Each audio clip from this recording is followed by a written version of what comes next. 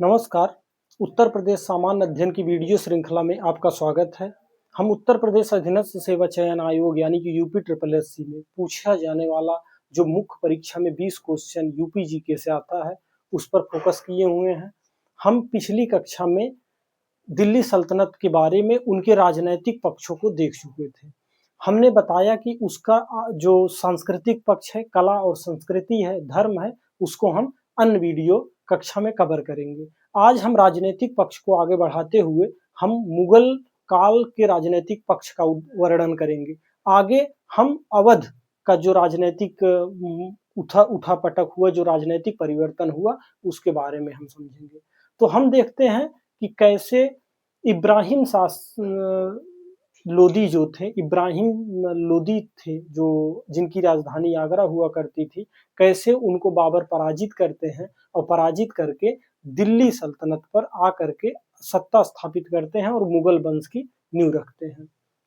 होता यूं है कि इब्राहिम लोदी जो थे,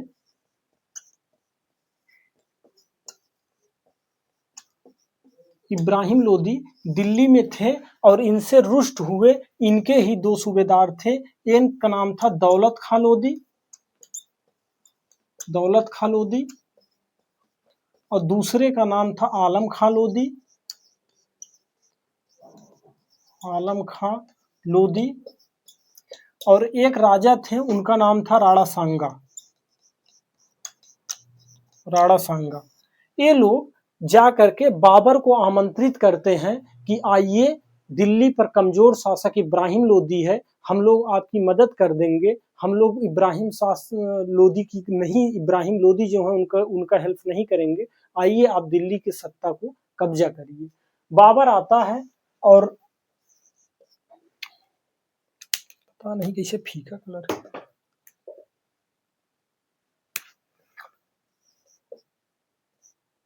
बाबर आता है और बाबर और इब्राहिम लोदी के बीच में संघर्ष होता है, लड़ाई होती है। वो लड़ाई है पानीपत का प्रथम युद्ध। ये युद्ध 1526 ईस्वी में होता है। किसके किसके बीच में होता है? बाबर के बीच में होता है। बाबर का पूरा नाम जहीरुद्दीन मोहम्मद बाबर था। बाबर के बीच में होता है और इब्राहिम लोदी के बीच में होता है और इसमें इब्राहिम लोदी हारते हैं और बाबर यह युद्ध जीत जाते हैं। जब बाबर आता है तो बाबर के आने के बाद बाबर दिल्ली में अपना मूड बदल लेता है कि अब मुझे रिटर्न नहीं जाना है। जब दिल्ली में और रहने का और अपना एक रास्ता स्थापित करने, एक साम्राज्य स्थापित करने की बात रखता है, इससे सबसे ज्यादा दिक्कत होती है राणा सांगा को।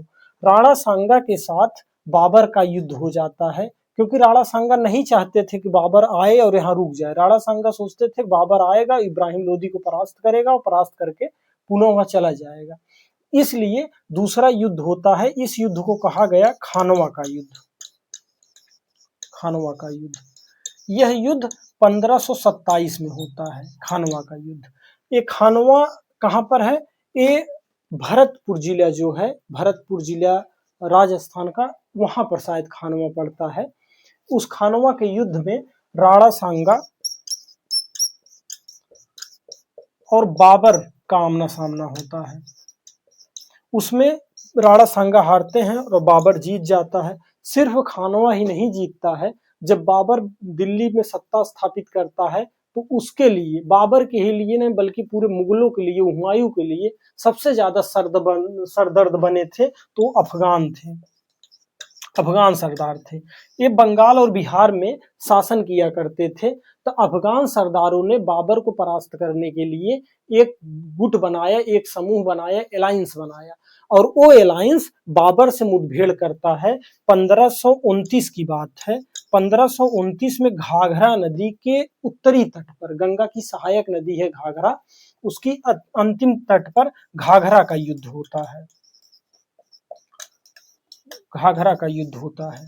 और घाघरा के युद्ध में ये बाबर जो है पूरे अफगान अलायंस, जो बंगाल और बिहार के अफगान थे, उनको परास्त करके खदेड़ने का काम बाबर किया था। किसमें? घाघरा के युद्ध में। इसके बाद बाबर सत्ता स्थापित करता है। बाबर के मृत्यु के बाद बाबर का पुत्र, ज्येष्ठ पुत्र हुमायूं मुगल साम्राज्य की सत्ता स्थापित करता है, सिंहासन पर बैठता है।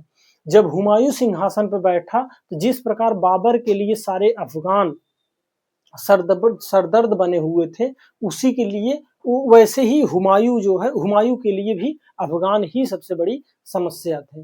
तो हुमायूं क्या करता है कि उस समय छोटे छोटे झड़प हुआ करते थे। हुमायूं का आमना सामना होता है एक अफगान है जिसका नाम है शेर खां।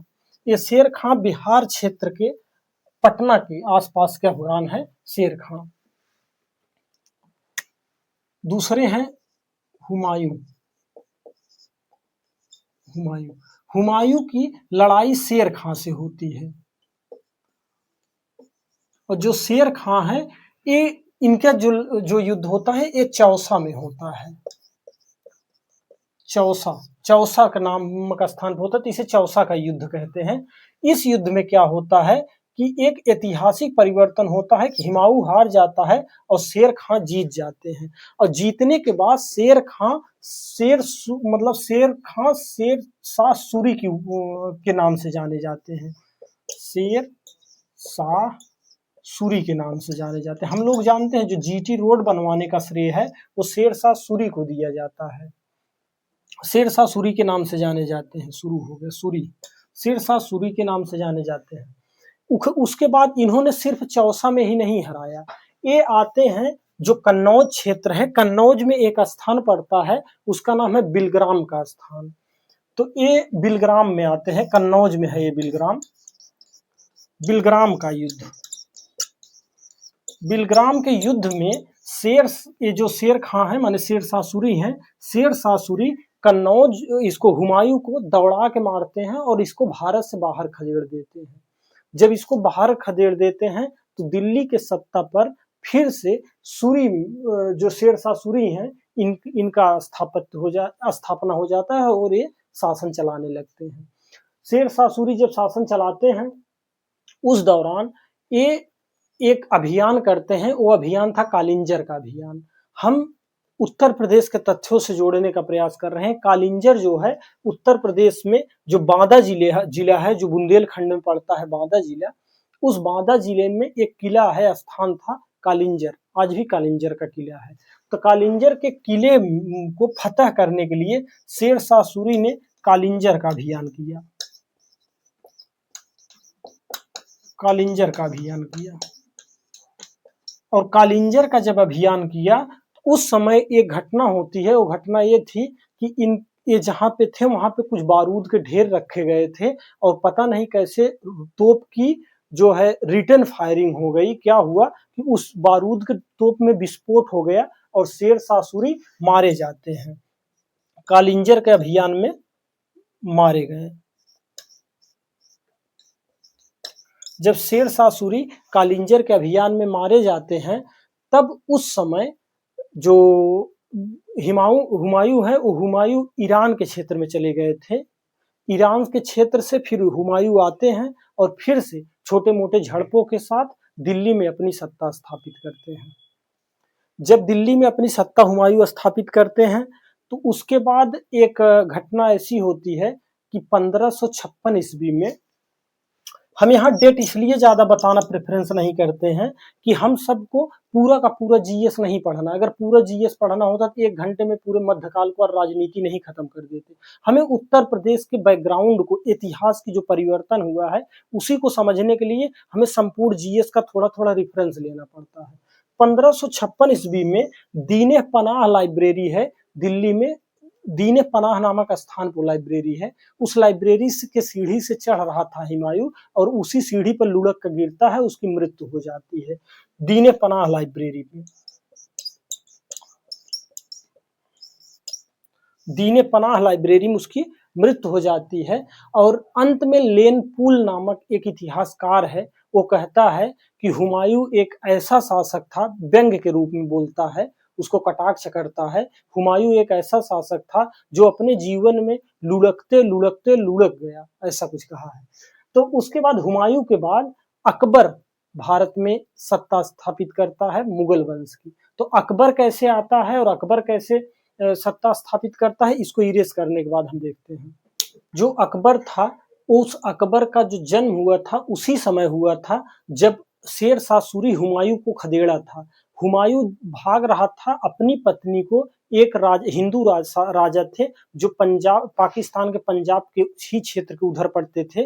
वो उस राजा के पास अपनी पत्नी को छोड़ा था और वहीं अकबर का जन्म हुआ था। इससे हमारे उत्तर प्रदेश का इतिहास का कुछ खास लेना देना नहीं है, लेकिन हम देखते हैं कि जब अकबर हुमायूं की मृत्यु होती है तो अकबर आते हैं और उस समय जो छोटा सा अल्पकाल है, उस अल्पकाल में एक हेमू नामक शासक था। वो हेमू क्या था कि वो कहा जाता है, कुछ इतिहासकार बातें बताते हैं कि अफगानों का ही प्रधानमंत्री था। लेकिन इतना जानिए कि ये इतना अपने आप को प्रतापी समझता था कि यह 14वां शासक, पूरे इतिहास में 14वां शासक था जो अपने आप को विक्रमादित्य की उपाधि धारण किया था। यहीं से एंड भी हो जाती है, विक्रमादित्य की उपाधि और कोई शासक नहीं धारण करता है। हेमू है अंतिम शासक जो विक्रमादित्य की उपाधि धारण करता है। अंतिम शासक जो विक्रमादित्य की उपाधि धारण करता है वो है हेमू। तो हेमू से अकबर का होता है, वो युद्ध पानीपत नामक स्थान पर ही हुआ।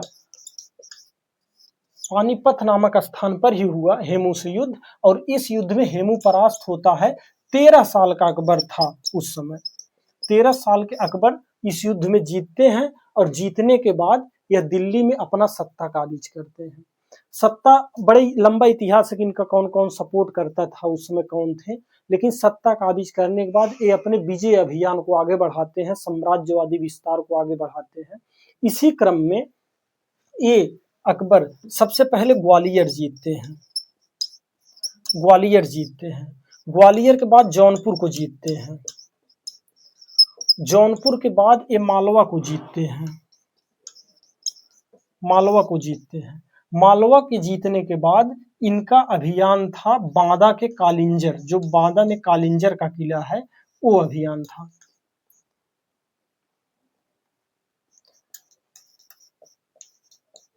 कालिंजर, जब कालिंजर पर को जीतते हैं, कालिंजर पर कब्जा करते हैं, तो कालिंजर के जो शासक थे इनका नाम था रामचंद्र।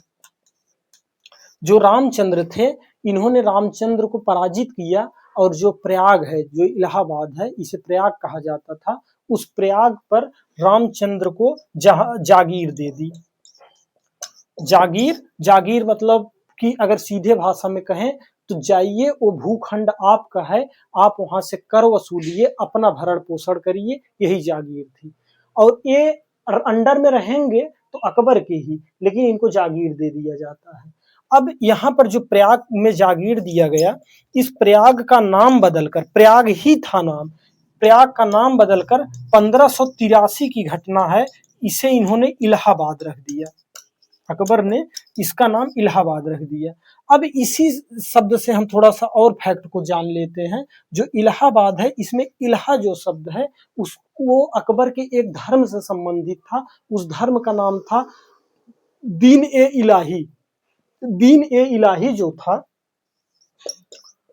दीन ए इलाही, दीन ए इलाही जो धर्म था, उस धर्म में सारे अच्छे धर्मों के गुणों को एक जगह लाया गया और ला करके एक और राज्य की धर्म, अकबर स्वयं उस धर्म को लाना चाहता था, वो धर्म था दीन ए इलाही धर्म।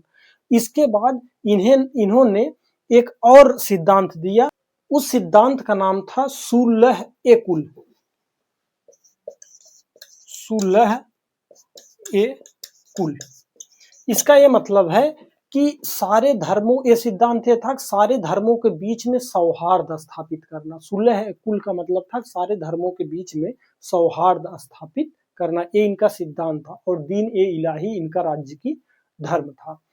उसके बाद अकबर जो है, इनके पास 9 रत्न हुआ करते थे अकबर के।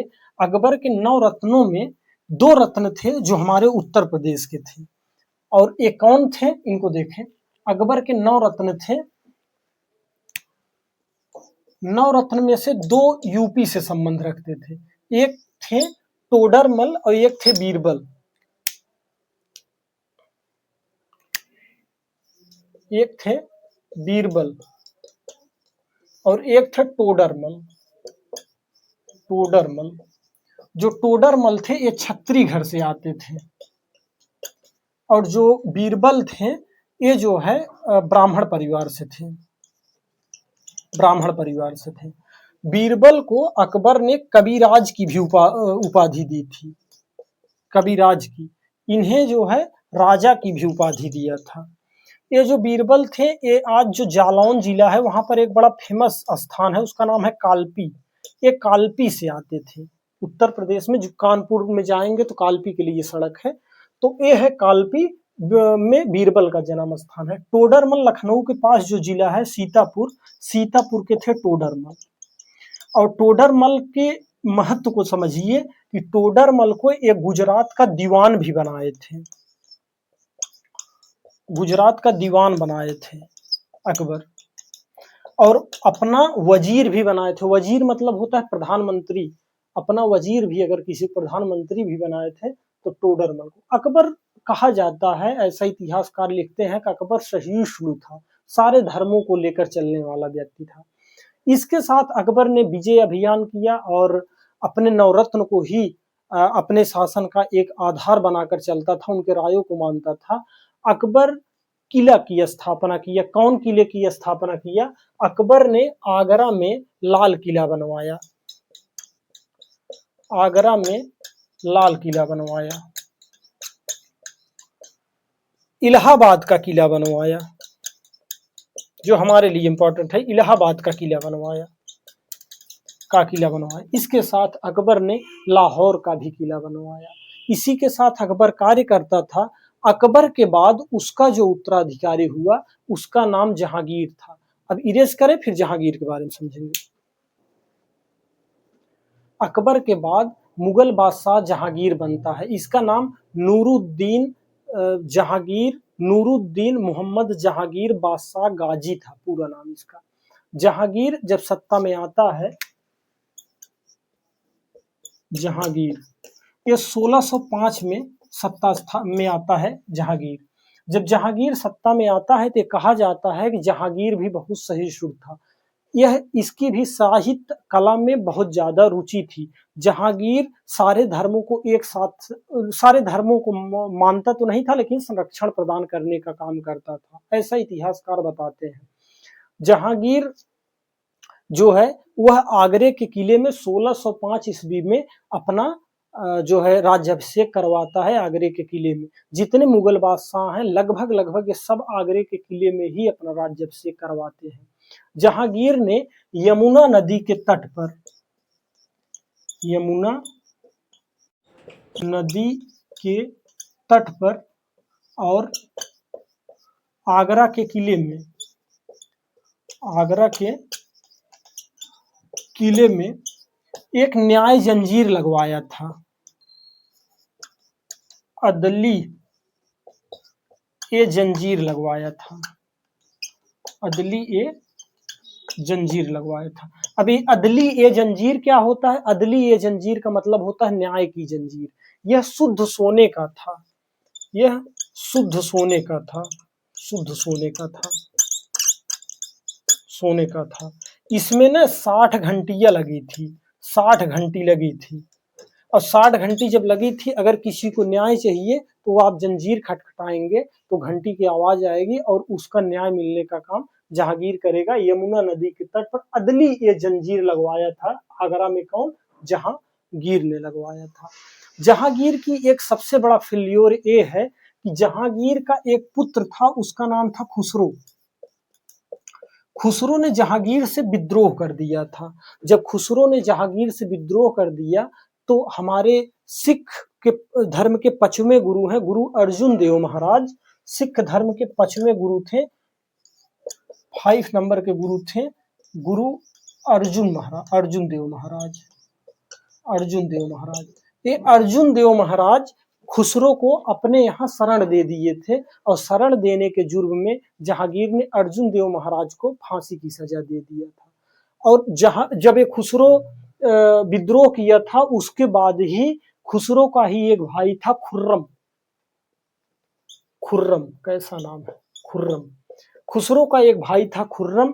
खुर्रम ने खुसरो की हत्या कर दी थी। और जब खुसरो की हत्या कर दी तो अब यही बैकग्राउंड हम लेके चले आ रहे हैं। इसी कारण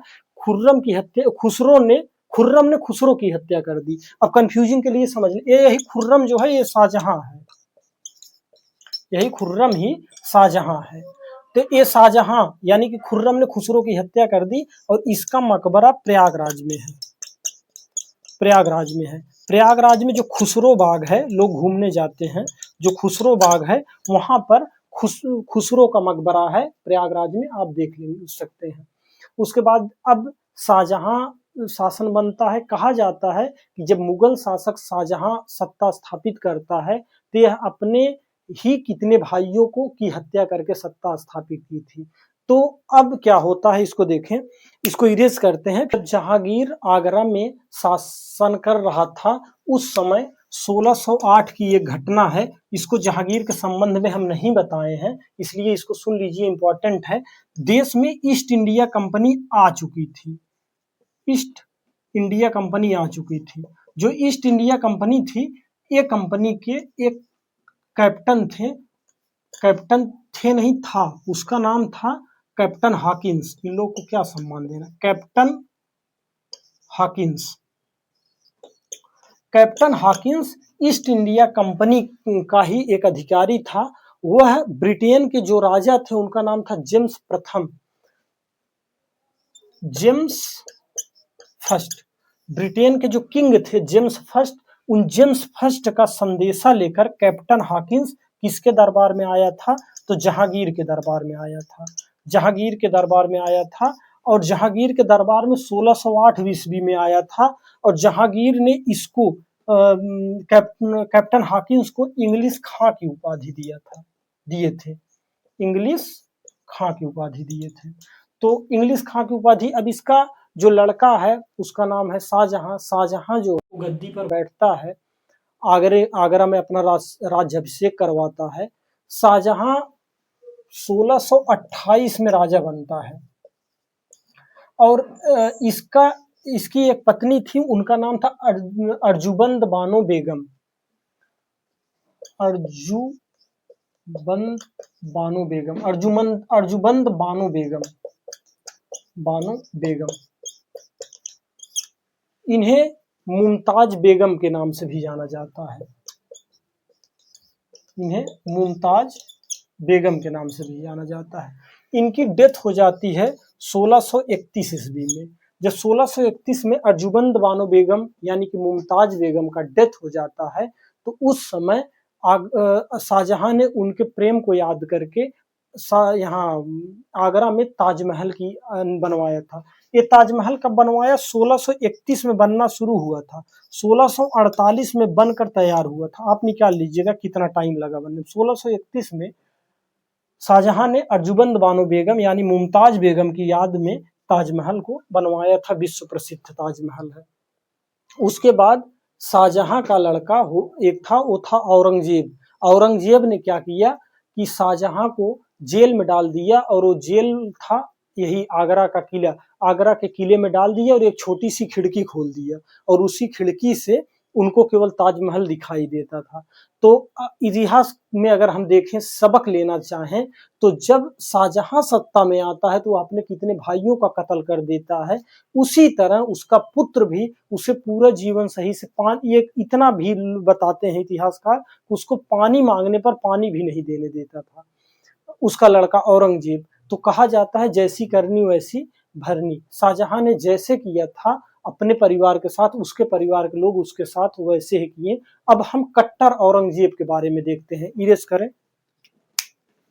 शाहजहां के बाद जब औरंगजेब सत्ता में स्थापित करता है तो औरंगजेब आता है। औरंगजेब 1658 ईस्वी में आगरा में अपना राज्याभिषेक करवाता है। जब औरंगजेब 1658 ईस्वी में अपना राज्याभिषेक करवाता है तो यह था कि अभी तक चाहे वो अकबर हो, जहांगीर हो, शाहजहां हो, ये लोग कट्टर नहीं हुआ करते थे। कट्टर का मतलब कि किसी धर्म, खासकर जिस इस्लाम धर्म से आते थे उस धर्म को अन्य धर्म से ऊंचा रखना। ये यूं कहें कि इस्लाम धर्म को अन्य धर्म के लिए कंप्रेस करने का काम करना। अन्य धर्म को कंप्रेस करना ताकि इस्लाम धर्म ऊपर आए। तो जब ये औरंगजेब बना तो औरंगजेब ने पहले क्या किया कि पहले गौ हत्या जो होती थी उस पर से प्रतिबंध हटा लेता है, लेकिन बाद में जाकर के लगा भी देता है प्रतिबंध। तो गौ हत्या से प्रतिबंध हटा लिया, गौ हत्या से प्रतिबंध हटा लिया, प्रतिबंध हटा लेता है। उसके बाद ये क्या करता है औरंगजेब, इतना कट्टर था, कहा जाता है कि जो काशी विश्वनाथ मंदिर था उसको ध्वस्त करवाया था, काशी विश्वनाथ मंदिर को तोड़वाया था, मंदिर को तोड़वाया था। उसके बाद मथुरा का जो मंदिर था केशव देव का मंदिर उसको तोड़वाया था, मथुरा का केशव देव मंदिर, केशव देव मंदिर इसको तोड़वाया था, मथुरा का केशव देव मंदिर भी तोड़वाया था। उसके बाद ऐसा माना जाता है कि जो हमारा अवध का क्षेत्र है इस क्षेत्र में बहुत ऐसे ऐसे मंदिर थे जिसको औरंगजेब ने ध्वस्त करवाया था। यही कारण है कि अब मुगल साम्राज्य धीरे धीरे अपने पतन की तरफ जाएगा। क्यों पतन की तरफ जाएगा? क्योंकि अभी तक जो शाहजहां तक के शासक थे वो सहिष्णु होते थे, सारे धर्मों को समान रूप से संरक्षण देते थे, और ये कहीं न कहीं जब औरंगजेब आया तो इस तरह के कृत्य को करता था। यही कृत्य नहीं करता था, कहता था कि कोई भी मुसलमान, कोई भी हिंदू किसी मुसलमान को अपने यहाँ नौकर नहीं रख सकता, दास नहीं रह सकता था। यूं नहीं, ये कहता था और भी कहता था कि तीर्थ कर तो लगा ही दिया था, और कहता था एक अलग विभाग ही बना दिया था कि ये विभाग का काम है कि हिंदू धर्म के लोग को मुसलमान धर्म में कन्वर्ट करने का काम औरंगजेब करता है। इसीलिए आज के समय के हमारे राजनेता औरंगजेब को लेकर के बहुत सारी चीजें रखते हैं। औरंगजेब को बर्बर क्रूर शासक भी माना जाता है, इसमें कोई दो राय नहीं है। वही शासनकाल जब शाहजहां का हुआ करता था उसमें संगीत का, नृत्य का, स्थापत्य कला का इतना बोलबाला था कि शाहजहां के काल को मध्यकाल के इतिहास का स्वर्ण काल कहा जाता है। लिख लीजिए आप, शाहजहां के काल में संगीत इतना प्रखर हुआ, विकसित हुआ, नृत्य विकसित हुआ, साहित्य विकसित हुआ, स्थापत्य जो है वो सबसे उच्च स्तर था, और इसी सब के कारण जो शाहजहां का काल है वह मध्यकाल का स्वर्ण काल है, मध्यकाल का स्वर्ण काल है, स्वर्ण काल है, मध्यकाल का स्वर्ण काल था। इसके बाद औरंगजेब के बाद मुगल साम्राज्य का पतन होना शुरू होता है। बहुत सारे मुगल साम्राज्य के शासक आते हैं, इसमें से एक बहुत ही नशेड़ी और धूर्त टाइप शासक था, उसका नाम था मोहम्मद शाह। मोहम्मद शाह इसका नाम था, लेकिन पूरा नाम मोहम्मद शाह रंगीला भी कहा जाता था। क्यों रंगीला कहा जाता था? क्योंकि यह डांस वांस में अपने दरबार में नर्तकियों को बुलाकर नाचता था, मदिरा का सेवन करता था, ऐसे बहुत कार्य करते थे जो एक राजा के लिए, एक प्रिंस के लिए ठीक नहीं था। और यही कारण था वो धीरे धीरे दिल्ली का जो मुगल साम्राज्य था वो अपने पतन की ही तरफ आगे बढ़ता चला गया। मोहम्मद शाह रंगीला के समय में, जो अब हम इस सारे बैकग्राउंड को उत्तर प्रदेश के कॉन्टेक्स्ट में लेकर आने का प्रयास करते हैं। जो मोहम्मद शाह रंगीला है इसको इरेज करें। उत्तर प्रदेश में हमारा अवध का क्षेत्र है, इस अवध के क्षेत्र का सूबेदार बनाता है शहादत खां बुरहान उल मुल्क को। अगर ये हमारा उत्तर प्रदेश का क्षेत्र है आज का, ये थोड़ा इंपॉर्टेंट है डियर, हो सकता है क्वेश्चन आपको बने। ये जो क्षेत्र है इसे अवध क्षेत्र कहते हैं, और इस अवध क्षेत्र का जो नवाब सूबेदार बनाया गया, ये बनाया गया शहादत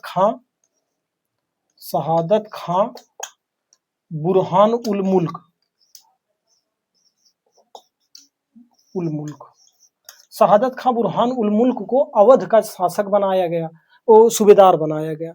जब ये अवध के सूबेदार बने तो इन्होंने ये देखा कि सबसे पहले जो इनके बादशाह हुआ करते थे मोहम्मद शाह रंगीला, उनकी ऐसी स्थिति थी नहीं कि ये उनके अंडर में रह करके कार्य करें। तो ये क्या करते हैं शहादत खां बुरहान उल मुल्क, ये अवध को सबसे पहले दिल्ली शासन से स्वतंत्र कर लेते हैं। नाम मात्र की तो उस तरह उनकी अधीनता थी, लेकिन ये सबसे पहले अवध को स्वतंत्र करते हैं। शहादत खां, इनका नाम पूरा शहादत खां बुरहान उल मुल्क था। स्वतंत्र करते हैं। स्वतंत्र करने के बाद इन्होंने देखा कि अवध के क्षेत्र के लोग, ठीक, ये अवध को स्वतंत्र करते हैं और देखें कि अवध के क्षेत्र के लोग बहुत भयंकर कर्ज से दबे थे, यहाँ के किसान। तो ये भ्रष्टाचार को देखते हुए, जो कर की उगाही होती थी उसमें भ्रष्टाचार को देखते हुए इन्होंने रेवेन्यू सेटलमेंट लाया, राजस्व बंदोबस्त लाया। पहले यही थे जो राजस्व बंदोबस्त लाए थे। राजस्व बंदोबस्त लाए थे और इनकी राजधानी जो होती थी वो फैजाबाद थी। राजधानी जो थी वो फैजाबाद थी।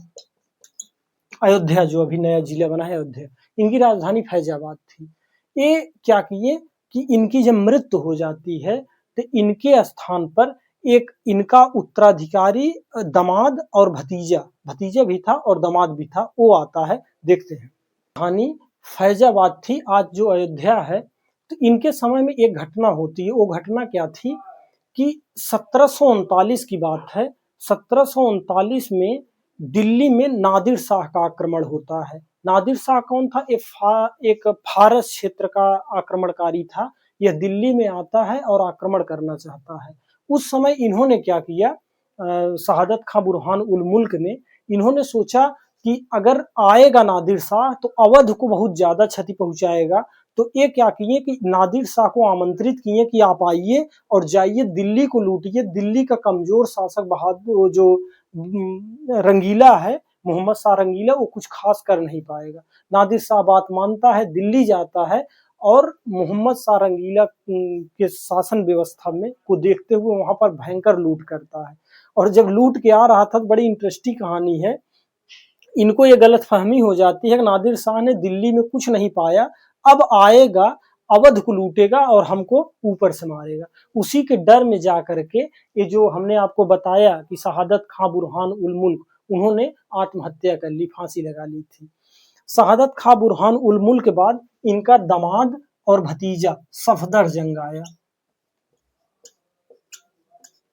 सफदर जंग आया। सफदर जंग आया, इसका बहुत खास कुछ मिलता नहीं है कि सफदर कुछ खास किया हो, लेकिन यह भी जो है इतना संबंध रखता था मोहम्मद शाह रंगीला से कि मोहम्मद शाह रंगीला कुछ समय के लिए इसको अपना प्रधानमंत्री बनाया था। सफदर जंग के बाद शुजाउद्दौला आते हैं।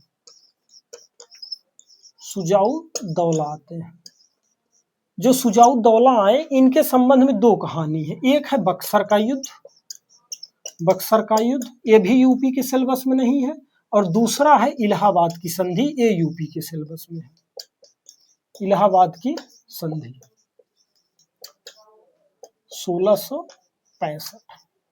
जो बक्सर है, प्लासी का युद्ध जब हो गया था, बंगाल के सूबेदार बंगाल के सूबेदार ईस्ट इंडिया कंपनी की सेना से, ईस्ट इंडिया कंपनी से हार चुके थे। तो वो आकर के अवध के नवाब शुजाउद्दौला से यही कहें कि जो हाल आज अंग्रेज हमारे किए हैं, कल वही हाल आपके करेंगे, तो आप आइए हमारे साथ चलिए और लड़ाई लड़िए। बिहार में एक स्थान है बक्सर, वहां पर शुजाउद्दौला जाते हैं। दिल्ली में रंगीला हट चुके हैं, अब आए हैं वहां शाह आलम दूती जाते हैं। ये लोग बंगाल के सूबेदार के साथ जब जंग लड़ते हैं तो ईस्ट इंडिया कंपनी जो बक्सर में 1664 में लड़ाई हुई थी, 1664 में बंगाल को, अवध को और दिल्ली के मुगल सरकार को एक साथ पराजित कर दी थी। उस पराजय के बाद शुजाउद्दौला एकदम टूट चुके थे। शुजाउद्दौला से जो अपमानजनक संधि की गई, अंग्रेजों ने इनके ऊपर 50 लाख रुपए, कितना होता है उस समय, 50 लाख रुपए हर्जाना लिया इनसे, शुजाउद्दौला से। उसके बाद इनको उनके राज्य का कुछ क्षेत्र छोड़ा। इलाहाबाद का जो क्षेत्र था, इस क्षेत्र को भी लेकर संधि हुई। 1665 में शुजाउद्दौला से इलाहाबाद की संधि हुई और इसी इलाहाबाद के संधि से उनको पुनः अपना राज्य प्राप्त हुआ। एजीटीए एग्जाम जो हुआ था 2025 में, AGTA agriculture technical assistant exam 2025, उसमें ये पूछा गया था कि इलाहाबाद की संधि कब हुई थी। तो यहाँ से क्वेश्चन एक बना था। हो सकता है कि आगामी एग्जाम में जो जो चीजें हम बताते जा रहे हैं फ्लो में, हो सकता है इससे आपको क्वेश्चन दिखे। शुजाउद्दौला के बाद जब अगले नवाब आते हैं तो उनका नाम आसफुद्दौला था। आसफुद्दौला, आसफुद्दौला। जब आसफुद्दौला आते हैं तो ये सबसे पहला काम करते हैं कि अपनी राजधानी जो है, अभी तक तो इनकी राजधानी थी कि फैजाबाद से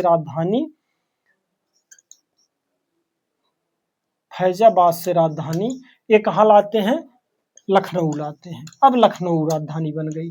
किसी एग्जाम में ये भी पूछा था कि फैजाबाद से राजधानी लखनऊ कब आई, तो आसफुद्दौला ने लाया था। आसफुद्दौला के बाद आते हैं अंतिम शासक जो अवध के थे, इनका नाम था वाजिद अली शाह। वाजिद अली शाह, जो वाजिद अली शाह थे, इनके बारे में बड़ी इंटरेस्टिंग कहानी है और यहीं के बारे में बता करके ये चैप्टर जो हमारा मध्यकाल है, संपूर्ण मध्यकाल, उसका एक राजनीतिक पक्ष का की समाप्ति होगी। तो वाजिद अली शाह जो थे, वो जब अवध में शासन कर रहे थे, अवध के सूबेदार थे यूं कहें तो उनके वो संगीत में, नृत्य में इतने इंटरेस्ट रखते थे, गीत संगीत नृत्य में, कि जब कथक होता था, जो हमारे उत्तर प्रदेश का शास्त्रीय नृत्य है कथक, तो कथक में एक कृष्ण का रोल अदा करते थे। वाजिद अली शाह कथक में कृष्ण का रोल अदा करके डांस किया करते थे।